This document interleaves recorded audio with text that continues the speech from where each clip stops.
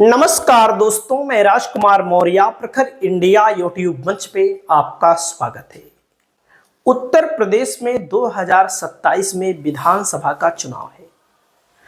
2027 के विधानसभा चुनाव के लिए सभी राजनीतिक पार्टियों ने अपनी तैयारी तेज कर दी है। भारतीय जनता पार्टी जो उत्तर प्रदेश में इस समय राज कर रही है और 2017 से लेकर 2027 तक सरकार, लेकिन जब भारतीय जनता पार्टी 2024 का लोकसभा चुनाव उत्तर प्रदेश में बुरी तरह हार गई तो अपने संगठन को लेकर इस समय चुस्त दुरुस्त है, यानी कि अपने संगठन को मजबूत करने में लग चुकी है। क्योंकि समाजवादी पार्टी के पीडीए ने भारतीय जनता पार्टी को हरा दिया उत्तर प्रदेश में और बुरी तरह से हरा दिया। तो बीजेपी में अब नए प्रदेश अध्यक्ष को लेकर सुगबुगाहट तेज हो चुकी है। जैसे भूपेंद्र चौधरी वर्तमान में प्रदेश अध्यक्ष है, तो पहली बात तो इनका कार्यकाल भी समाप्त है और उसके अलावा समाजवादी पार्टी और बसपा के वोटों को किस प्रकार किस जातिगत समीकरण के आधार पर बीजेपी अपने साथ लाए, उसकी जुगत में बीजेपी लग चुकी है। जैसा कि बीजेपी के लोग कहते हैं कि बसपा, सपा, कांग्रेस, आरजेडी, नीतीश कुमार की पार्टी, फलाने की पार्टी, ये कौन सी पार्टी मानी जाती है? जाति ना। लेकिन दोस्तों, बीजेपी भी धर्म को आगे रखती है और जाति वाला भी सेटिंग करती है, तभी चुनाव जीतती है। अगर हम गलत कह रहे हो तो आप लोग बताइएगा। तो इसके पहले जातिगत समीकरण के तहत ही स्वतंत्र देव सिंह, जो पटेल बिरादरी से आते हैं, इनको बनाया गया था। जातिगत समीकरण के आधार पर 2017-2016 में केशव प्रसाद मौर्य को बनाया गया था प्रदेश अध्यक्ष।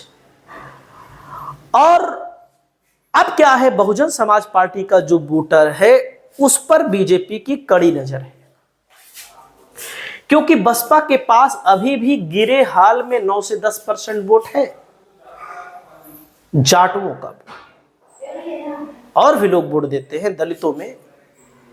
समाजवादी पार्टी का वोट एक बैग बढ़ा है। जो लोकसभा में दलितों ने समाजवादी पार्टी को वोट दिया, जिससे समाजवादी पार्टी चुनाव जीती। बाकी तो लड़ाई में तो पहले ही रहती है, हर पार्टी आपस में लड़ाई में रहती है। थोड़ा सा वोट इधर से उधर, उधर से इधर हो गया, परिणाम बदल जाता है। तो समाजवादी पार्टी जो है, इस पार्टी को भी कमजोर करने के लिए बीजेपी अपना नया प्रदेश अध्यक्ष लाने जा रही है। और नया प्रदेश अध्यक्ष भूपेंद्र चौधरी के स्थान पर कौन सा होगा, इस वीडियो के माध्यम से आप जान पाएंगे कि सबसे पहली दोस्तों दावेदारी कौन कौन सी है। जैसे बीजेपी की नजर है लोधी समाज पर। लोधी समाज वही कल्याण सिंह, जो बीजेपी के मुख्यमंत्री भी रह चुके हैं, उत्तर प्रदेश के बड़े नेता थे, जो बीजेपी का ओबीसी में आते हैं लोग, लेकिन बीजेपी के कोर वोटरों में इनकी गिनती होती है। तो जिस प्रकार से लोकसभा में लोधी समाज बीजेपी से खिसक गया, जिसकी आबादी लगभग 1 करोड़, 1.25 करोड़ जो भी हो, दैनिक भास्कर के अनुमान के मुताबिक 1 करोड़ 10 लाख है।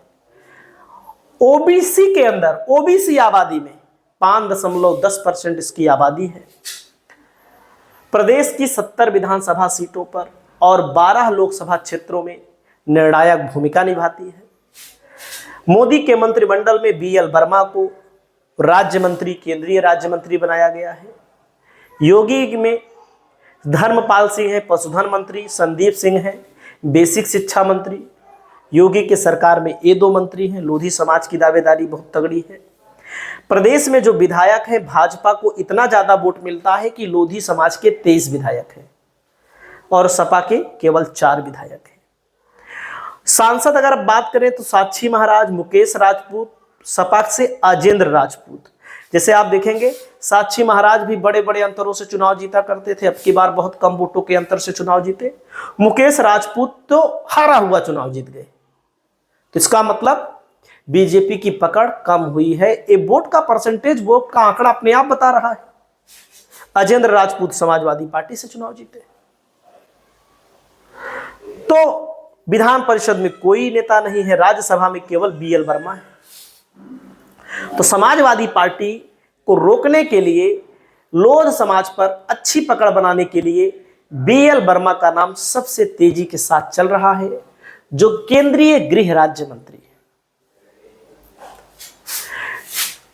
और दोस्तों, धर्मपाल सिंह का नाम भी तेजी से चल रहा है, अगर लोध समाज से बनाया जाता है। ठीक है, वो 1996 में पहली बार विधायक बने, रक्षा मंत्री के करीबी हैं। 22 में राजनाथ सिंह सरकार नहीं, बीजेपी सरकार में, योगी की सरकार में मंत्री भी हैं, इनका भी नाम तेजी से चल रहा है। राजवीर सिंह पूर्व सीएम कल्याण सिंह के बेटे 2022 में डिवाई से विधानसभा चुनाव जीते, मुलायम सिंह यादव की सरकार में मंत्री रहे हैं, इनका भी नाम तेजी से चल रहा है। और दोस्तों, जो पॉलिटिकल एक्सपर्ट कहते हैं, रतन मणिलाल कहते हैं कि भाजपा ने कल्याण सिंह के बेटे राजवीर सिंह और पौत्र संदीप को बहुत मौका दिया, लेकिन पिता पुत्र समाज और भाजपा में कोई प्रभाव नहीं दिखा सके, जो इनको प्रभाव दिखाना चाहिए, भले बना दिया गया है। और दोस्तों, कल्याण सिंह का विकल्प अभी नहीं मिला है बीजेपी को। लोधी समाज के बारे में कोई भी निर्णय सोच समझकर लेना पड़ेगा, अखिलेश वाजपेयी लिखते हैं। वहीं पर दोस्तों, लोध समाज के अलावा बीजेपी की नजर है दलित, जैसे पीडीए। समाजवादी पार्टी ने पीडीए के आधार पर टिकट दे करके अयोध्या की सीट जीत ली, मेरठ की सीट जीतते जीतते हार गए, बहुत सारी सीटों को समाजवादी पार्टी ने जीत लिया। तो बीजेपी विद्यासागर सोनकर को भी बना करके दलित समाज में मैसेज देना चाहती है कि हम आपके साथ हैं। मैसेज कितना कामयाब होगा, इनका भी नाम सबसे अग्रिम पंक्ति पर चल रहा है। और दलित से कोई बनेगा तो केवल और केवल विद्यासागर सोनकर का नाम इस समय सुर्खियों में है। और दोस्तों, अगला नाम मैं आपको बताना चाहता हूं, और कौन लोग हैं। ब्राह्मण समाज को भी एक बड़ा संदेश देना चाहती है। हालांकि ब्राह्मण समाज बीजेपी के साथ डट कर खड़ा है, कोई दिक्कत तो है नहीं, लेकिन कुछ भी हो सकता है, राजनीतिक परिस्थितियां कभी भी बदल सकती हैं। तो हरीश द्विवेदी बस्ती के पूर्व सांसद का भी नाम बहुत तेजी के साथ चर्चा का विषय बना हुआ है। अगला नाम आता है दोस्तों, विजय बहादुर पाठक हैं, भाजपा प्रदेश उपाध्यक्ष हैं। इनके नाम पर भी मुहर लग सकती है, प्रदेश उपाध्यक्ष से प्रदेश अध्यक्ष की कुर्सी पर इनको बैठाया जा सकता है। अब निषाद आबादी जो है, निषाद जो लोकसभा में बीजेपी का कोई निषाद सांसद नहीं है, बाबूराम निषाद राज्यसभा के सांसद हैं। लक्ष्मीकांत पप्पू निषाद को समाजवादी पार्टी ने टिकट दिया, राम भुआल निषाद को समाजवादी पार्टी ने टिकट दिया, दोनों के दोनों चुनाव जीत गए। अब आप सोचिए, तो बाबूराम निषाद का भी नाम प्रबल में चल रहा है। और दोस्तों, मैं आपको बताना चाहता हूं कि बीजेपी पीडीए की काठ को ढूंढ रही है, इसीलिए समय लग रहा है। जल्द ही नए प्रदेश अध्यक्ष का ऐलान होगा। किसे बनाया जाना चाहिए, आप कमेंट करके बताइए।